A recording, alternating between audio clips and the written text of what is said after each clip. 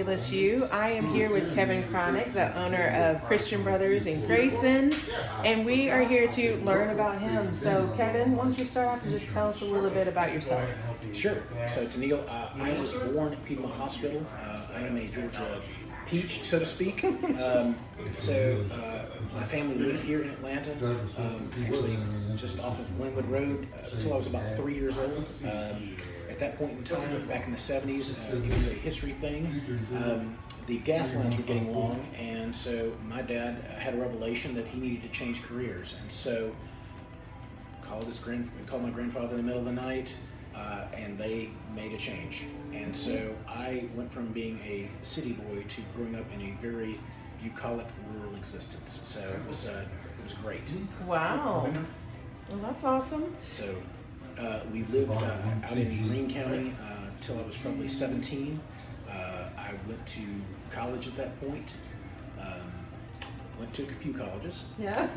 Which one was your favorite? So Georgia Southern. I am an Eagle. I graduated from Georgia Southern. Okay. Like many of Grayson's finest. But that's it. I went to work in the construction industry as a salesperson right out of there. Okay. I had a political science degree. It really wasn't. Oh, wow. It really wasn't good for a lot of things, but it served the purpose. So the gift of gab. Right. So going into the residential industry, it was about building relationships. Most everybody concentrated on numbers, and too many people nowadays still try to use spreadsheets. Those are great to track things, but our passion is people.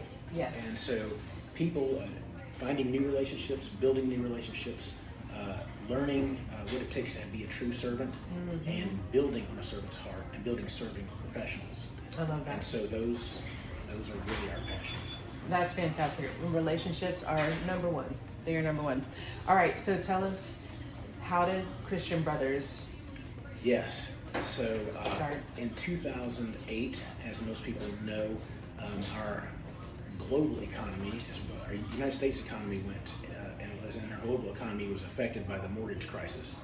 And as that came about, a number of revelations came about, but it really forced the industry I was in, the home building industry, here in Gwinnett especially, into an incredible tailspin. So at that point in time, there are seasons in life. Yes. And as the Father provides seasons, I felt something was calling me, so I started looking. I looked at a number of great businesses. I wanted a moral model. I wanted a recession-proof model. I didn't want to do this again. Right. I didn't want to spend that much time to do it again. Exactly. So as I did that, I happened to pick up the Gwinnett Citizen, one of these small newspapers, and I was sitting there reading it, and it said Christian Brothers was coming to Grayson, Georgia, and I thought, okay, my grandfather ran a Standard Oil station in my hometown when my dad was a boy, and they all worked there. So maybe the Lord's making a cycle with me. We'll see how this works. Right. So I emailed them, and they emailed me back, and I said, I'm interested in really knowing your business model. They said, we're interested in learning about you, and we want to know about your life as well, because every couple's a team, and that's how they imagine. So we did a phone interview with them for about 45 minutes, and they said, come to Houston. So we flew out to Houston to meet the home office family, and it is a family. This is so much not like a company that you would understand. So home office, I met the CEO and everyone's in one room. I mean, you're just there. And they really just want to know that the person representing their brand is going to be that person. Right. They have never cared about numbers, but the number of places we go, they want to open one. So we have just reached 300 total Christian members across the nation in 26 states. And they're very, they have flourished, but they kept them to just a very low number of the years just to make sure that everyone was someone who was sincere about what they were doing. I love that. It's important to find a business that matches your beliefs, and that's awesome. Well, cool.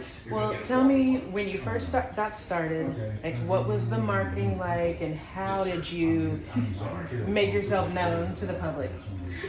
I wish I could figure out how to make myself better known to the public.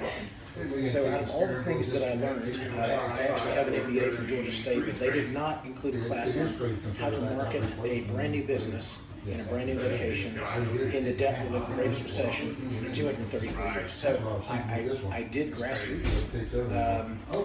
I reached out a lot to local teachers. We're surrounded by fantastic schools. All the teachers in the system at once. So a local AP told me, she said, Kevin, we're in class all day long. If someone could come and get my car and take care of it for me, then that would just be great because I need to get it serviced. And so I started using drop cars. I didn't have enough employees to take 2 employees every time, but I used drop cars. So we started with Grayson-Christian, that's where the AP was. At that point, then we went to, my daughters went to the couch, started, you probably taught one or both of them. At Grayson High School, where they both graduated. Archer High School was close by, Cooper, Connell, Gracious. I'm trying to say Bay Creek right over here. Right. Gosh, what's the one on New Hope? There's an elementary school over Oh, there. Levin. So we made a circle. I would go in any direction. Grace Snell, I picked a cars from there. So I didn't ask for anything. I just said I will go and do as much as I can, as diligently as I can. And I would love to say that I tried to work smarter. I was just working harder. And great. I'll still take care of it. Well, that's great. I mean, you found the need and you met the need, and then that multiplied the business.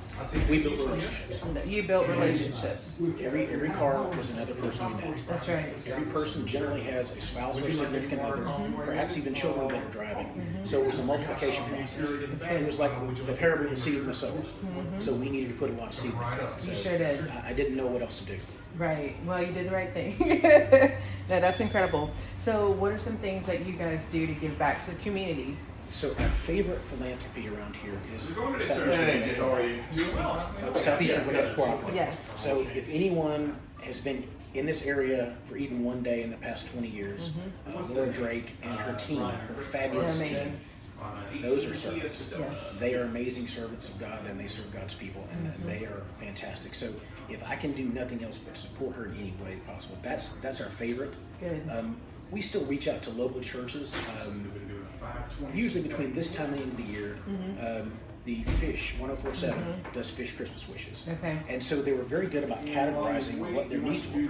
Well, we can't do a lot of things. I can't offer financial advice, but we certainly do car repair well. I got you. I would pick 2 or 3 each year. Okay. And reading the stories, these were heartfelt, amazing stories. These were people who were serving other people, and they were having trouble just keeping the one vehicle on the road to serve those people.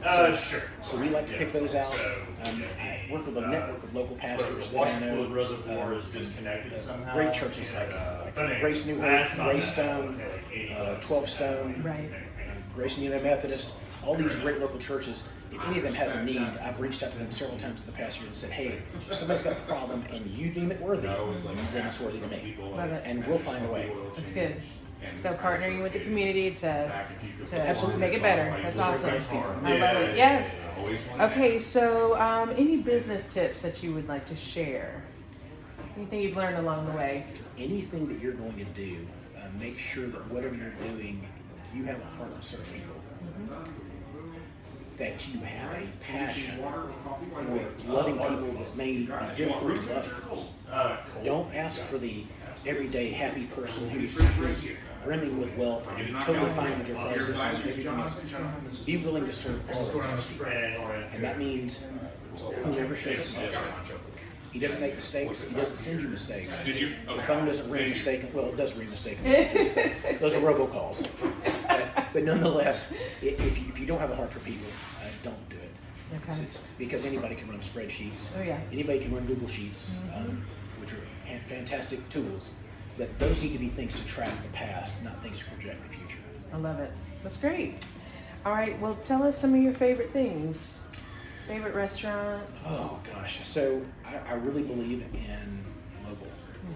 When I opened up, I would just die for anybody just to come by and check us out. But where we were, we're still not located.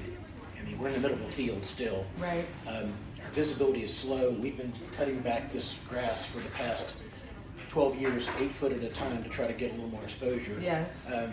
So I love Sam's. I think Sam is a fantastic foodie. Yes, Even when he he is. was in the post office, his food, just his omelets, his crepes are fantastic. But he's a local guy. He loves to come out and spend time with you, and I think So that's personable. In the realm of drink, I'm a member of the Grayson Cycling Club, and we end up at Exhibit Hill with Andy right across the street. Okay. And Andy's a wonderful guy, true. He's always putting back in the community and generating things. I love any local restaurants like that. I really, I guess it's just me. I will spend a lot more with any local person because I know I get what I pay. That's right. So. I love, yes, I'm with you. All right, what about favorite? You've listed some verses, so a favorite Bible verse that you want to share? Oh, Joshua 29:11. Says yes. So that's popular. Proverbs 3:5-6. All of those have special relevance if you're in business because it just goes along to show you can't bring another car in. You can't bring in another customer. You can't make the phone ring. I've tried. Believe me, it doesn't work. I'll do a lot of marketing and other things, but if you don't have a passion for what you're doing and believe that you're called to do that, then you really don't stand a chance when adversity hits. It's going to change your trajectory. Right. It's going to change who you are. It's going to change how you're going to make decisions. Integrity is what you do when no one's watching. That's right. All the time. 24/7, Yes. day and night. And that's irreplaceable in business. You have to be that who that is. Consistency is, I'm listening to a book called Unreasonable Hospitality by Will Guidara.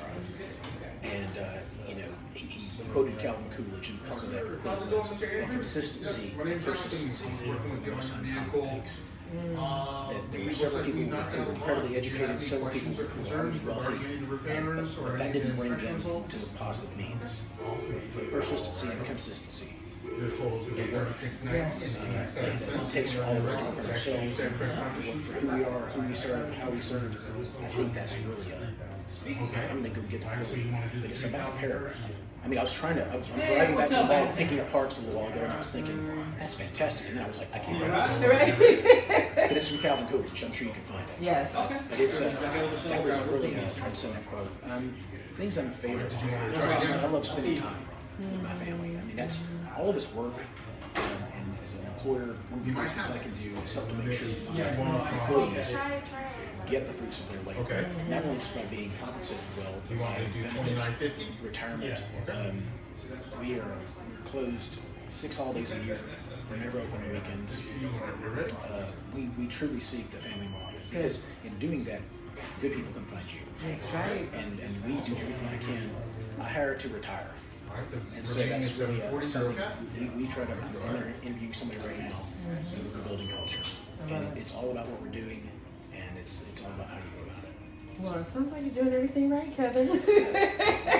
Or at least that's the intention. Be careful with that thought. The human contingent says that every day, random parts, random people, random things, weather, time, place, all those things come into play.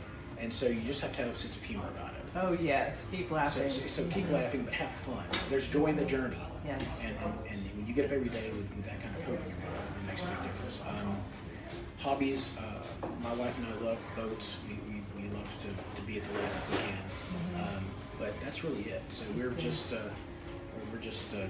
thankful and grateful to be at this stage of our life.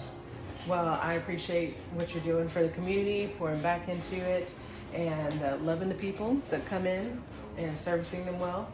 So keep up the good work, and thanks for your time. Thank you. Thank you for thinking of us. We really appreciate it. You're welcome. Well, I'm Tennille Wilson, creating meaningful relationships through real estate. Y'all have an amazing day.